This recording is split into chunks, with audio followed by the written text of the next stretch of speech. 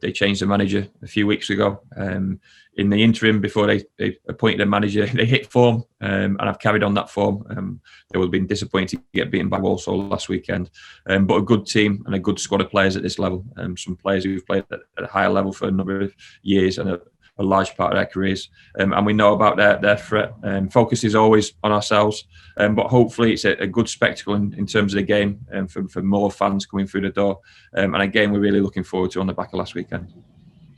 How are we looking injury-wise after Tuesday? I mean, we saw Nigel Atangana feature plenty of the game, and it was good to have him back. Yeah, he got through some much-needed match minutes. Same for Jake Caprice. Ben Seymour, slight concern with his tight hamstring. He'll have a fitness test, and the same for Nicky Law, who jarred his knee. A little bit of swelling in and around that area. So we'll assess those two in the next couple of days with a view for Saturday. Tuesday might be more realistic for the pair of them. But with Jake Caprice and Nigel nearing full fitness, it means they're selectable from the start as opposed to impact players from the bench. And the squad seems to be getting stronger. Lewis Page is out there with the physios. Lewis Ward is training with the squad again, but not quite available for selection as yet. So we're going in the right direction. I think we said time and time again, with the amount of games coming up, I'm sure we'll suffer more injuries and more suspensions and players losing form. But it's vitally important as a manager and a group of staff that we've got as many players to choose from as possible. Quickly touch on Jake Caprice, who, I mean, an excellent performance on Tuesday, and from when he has featured. When he is able to start games, it's going to be really tough to pick between him and Josh Key, because Josh Key has been almost undroppable. Yeah, he's been one of our standout players so far this season. Jake's been unlucky because he missed a lot of pre-season and the start of the season for injury, came back and then got injured again. He just needs to play as many games as he can now. To have the option to play Josh Key high up the pitch is great for myself as a manager, and really important for the team. But Josh has performed so well. It's difficult to move him out that right back slot. Time will tell in relation to how Jake fares in the next few weeks, but there's enough games to be able to be available for, and he'll get enough opportunities in terms of that. I was really pleased with his performance on Tuesday night. I think he showed his dynamic ability, his pace going forward. The opposition had to change wing backs to play against him, just to try and match that physicality. Something he's got in abundance, and there's a reason why we signed Jake Caprice.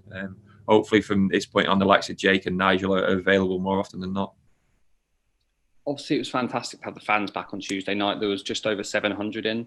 There's going to be about 1,800 in on Saturday. If they can replicate the noise from Tuesday in large numbers, it's going to be a great atmosphere. Yeah, definitely. And I think those who were there Tuesday, it was not subdued in any way. It was, finding your feet again as a football fan. It'd be a different environment to what they're used to, coming back, sitting down with a mass and no socialising it as such, or no congregating together. So it's a totally different environment. But I'm really looking forward to this weekend. I think Saturday will be a real marker in terms of what our atmosphere is going to be like for our home games, hopefully for the rest of this season. If not, we can improve in terms of the numbers and the noise. And it's two good teams going at it, two teams who will hopefully be challenging at the right end of the table. It could well be a good spectacle for the fans. But they want to see us win. They want to see us work hard. They want to see us compete. They want to see us run as much as we possibly can.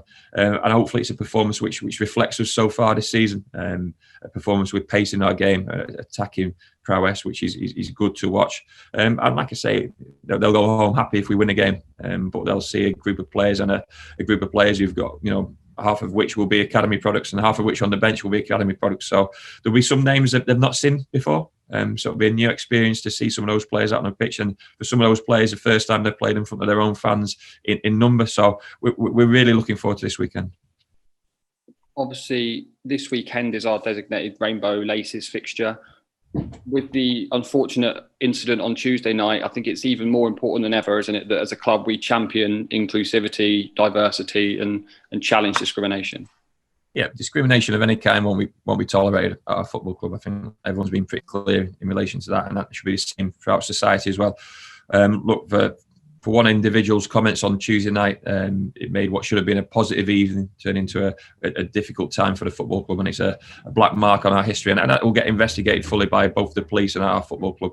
And I'm sure we'll be able to understand what happened on Tuesday night better than what we do at the moment. But looking forward to Saturday, those people coming in numbers will be, I'm sure they'll be respectful. And they'll support the team and they'll support any campaign which is going on at that day, on that day for the club or by the club or by the designated charity. So it's going to be a different day this weekend, and hopefully we can put in a performance which reflects that.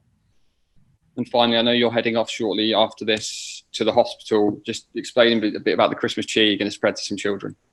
Yeah, I mean, we do the Christmas visit every year. Obviously, that's been cancelled this year, rightly so, with a pandemic. So the players have had a whip round in relation to what they can do for the children on the ward at D&E. And I've come up with a really significant amount of money to put towards presents. I know the club have got some partnerships with toy shops who've provided those presents, and we'll take them down to the hospital this afternoon.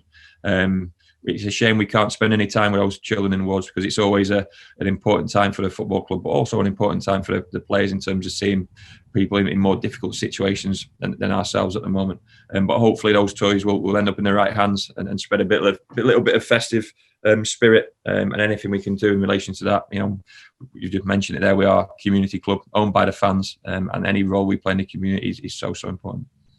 Matt, I'll let you get off there. I'm sure there's some children looking forward to their presents. And thank you very much. No problem, mate. Thank you.